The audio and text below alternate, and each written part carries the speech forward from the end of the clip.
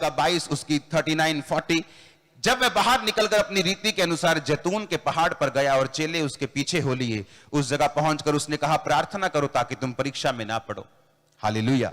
अगर हम इस परीक्षा के वचन को पढ़ते हैं यूनानी भाषा में, जो जिस भाषा में बाइबल लिखी गई है, तो परीक्षा का मतलब आपकी स्क्रीन पर अगर है तो उसे दिखा देना। परीक्षा का मतलब है पैरास्मोस, जिसका मतलब है कि डिसिप्लिन करना, किसी व्यक्ति को एडवर्सिटी के साथ, किसी व्यक्ति को डिसिप्लिन में लेके आना, उसकी लाइफ में मुश्किलों को एंटर करवा के। जीसस ने कहा कि तुम प्रार्थना करो ताकि तुम परीक्षा में ना पड़ो।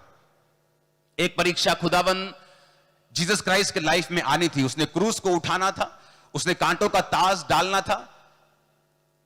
कोई पाप साबित नहीं हुआ जीसस क्राइस्ट पे। मालूम है कि नहीं मालूम?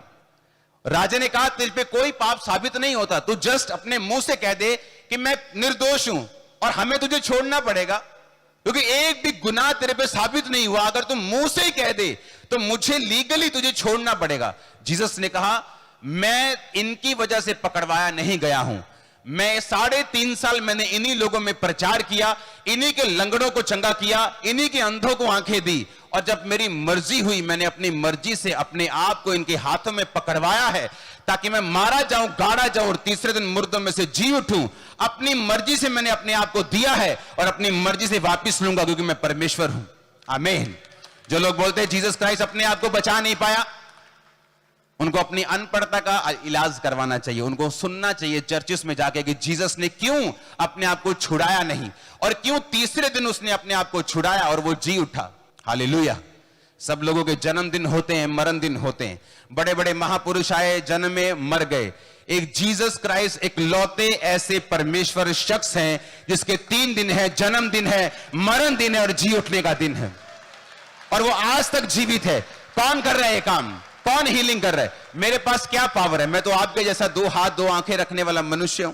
मेरे पास क्या पावर है उसको हील? जीसस के पास पावर है ऑपरेशन से फ्री करने की, उसके पास पावर है आपको फ्री करने की दुष्ट आत्मा से, बीमारियों से, कैंसर से। उसके पास ताकत है क्योंकि वो जी उठा सारे काम को फिनिश करके। आमीन। अब हमें क्या करना है? उसी जीसस क्राइस्ट ने कहा, प्रार्थना करो ताकि तुम परीक्षा में ना पड़ो। इसका मतलब अगर आप प्रेयर लाइफ में नहीं हैं, आप एक बिग ट्रबल में फंस सकते हैं, और परमेश्वर आपको डिसिप्लिन करेगा उस मुसीबत में कि आप अपनी लाइफ को प्रार्थना में बढ़ाएं। लेकिन हर व्यक्ति जो है, जो इस वचन को नहीं जानता, जब वो प्रेयरलेस होता है और शैतान का अटैक उसकी लाइफ पे होता है, तो वो पीछे और पीछे और पीछे होता जाता है। क्योंकि ना तो उसकी लाइफ में अच्छी चर्च है जहां वो वचन को सुन सके, ना वो अच्छी संगति में है, ना वो प्रार्थना सुनता है, ना वो वर्ड सुनता है। और जब शैतान उस पर अटैक करता है, उसे लगता है जिंदगी संघर्ष का नाम है, और वो अपनी लाइफ, अपने फाइनेंस, अपने परिवार में 1 कदम पीछे, 2 कदम, 4 कदम और 100 कदम पीछे होता जाता है।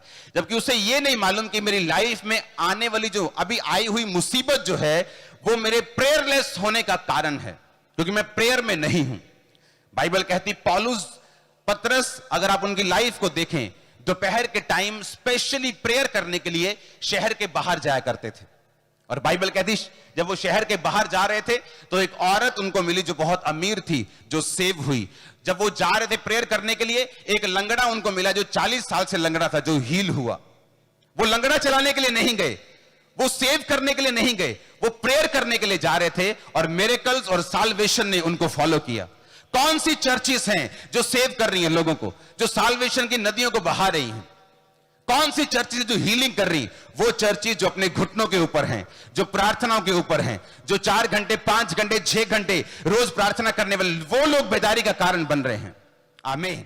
परमेश्वर के दास के द्वारा टीचिंग्स को सुनने के लिए, अनाउंसमेंट्स और अपडेट्स को जानने के लिए आप हमारे YouTube चैनल को सब्सक्राइब करें और साथ में बेल आइकन को दबाएं, ताकि जब भी कोई नई अपडेट हो तो आप सबसे पहले जान सकें।